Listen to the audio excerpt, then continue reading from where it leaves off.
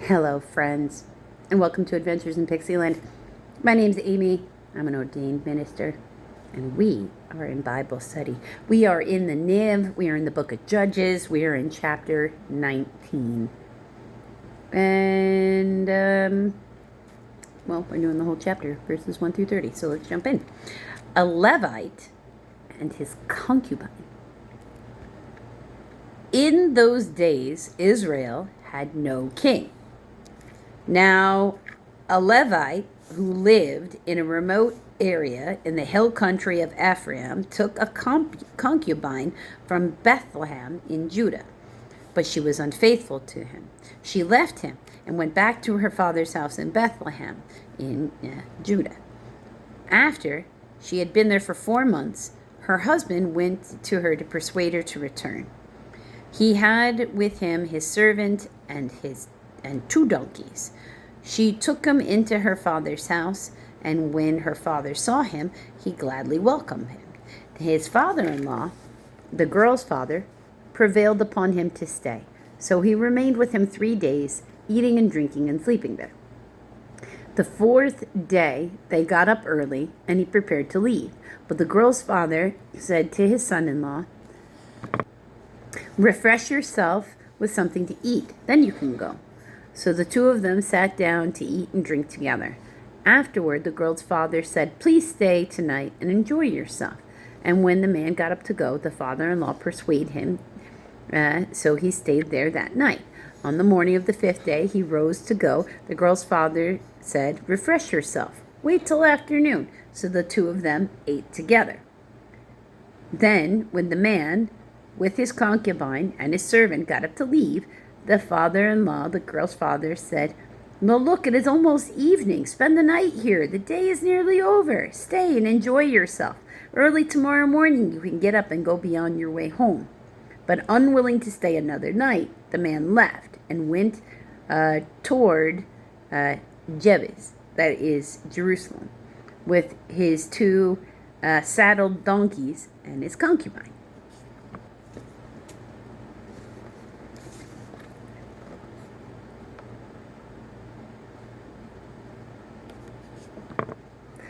When they got near Jebus, and the day was almost gone, the servant said to his master, "Come, let's stop in the city of Jebus and spend the night."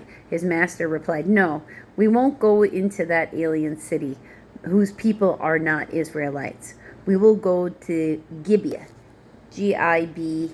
He added, "Come, let us try to reach Gibeah or Ramah and spend the night in one of those places." So they went on. And the sun set as they neared Gibeah in Benjamin. There they stopped to spend the night. They went in and sat in the city square, but no one took them into his home for the night. In the evening, an old man from the hill country of Ephraim, who was living in Gibeah, the men of the place were Benjaminites, came in from his work in the fields. When he looked and saw travelers in the city square, the old man asked, "Where are you going? Where did you come from?" He answered, "We are on our way from Bethlehem in Judah to a remote area in the hill country of Ephraim where I live. I have been to Bethlehem in Judah, and now I am going to the house of the Lord. No one has taken me into his house. We have both straw and fodder for our donkeys, and bread and wine for ourselves, your servants, me, your maidservant, and the young man with us. We don't need anything." "You are welcome to my house," the old man said. "Let me supply whatever you need. Only don't spend the night in the square." So he took him into his house and fed his donkeys. And after they had washed their feet and they had had something to eat and drink, while they were enjoying themselves, some of the wicked men of the city surrounded the house. Pounding on the door, they shouted to the old man who owned the house, "Bring out the man who came to your house so we can have sex with him." The owner of the house went outside and said to him, "No, my friends, don't be so vile. This man is my guest. Don't do this disgraceful thing. Look, here is my virgin daughter and his concubine. I will bring them out to you now, and you can use them and do whatever you wish. But to this man, do not do such a disgraceful thing. But the men would not listen to him. So he took his concubine and sent her outside to them, and they raped her and abused her throughout the night. And at dawn, they let her go. At daybreak, the woman went back to the house where her master was staying and fell down at the door and lay there until daylight. When her master got up in the morning and opened the door of the house and stepped out to continue on his way, there lay his concubine fallen in the doorway of the house with her hands on the threshold. That is just terribly sad. He said to her, "Get up, let's go." But there was no answer. Then, she was just raped and abused all night. But get up, let's go. Then the man put her on his donkey and set out for home. When he reached home, he took a knife and cut up his concubine, limb by limb, into 12 parts and sent them into all areas of Israel. Everyone who saw it said, "Such a thing has never been seen or done, not since the day the Israelites came up out of Egypt. Think about it. Consider it. Tell us what to do." Okay.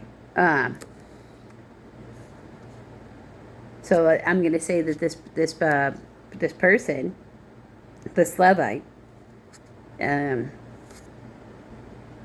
he has some real heart searching he needs to do.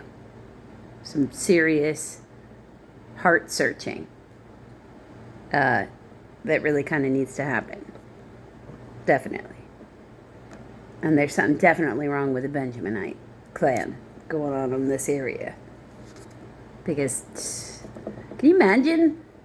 Because there's no police during this time. So it's not like they just call the cops to come over and take care of the raving band of, raving rapist madmen. Because, in our society, this situation, that's what we would do. We would call the cops so they can come get rid of the mob that's outside of our house that's demanding the right to rape somebody. They would all be arrested. But, cutting up a person is also, that's a person who, right? So, if you want to find out what happens, though, you have to come back for the next video.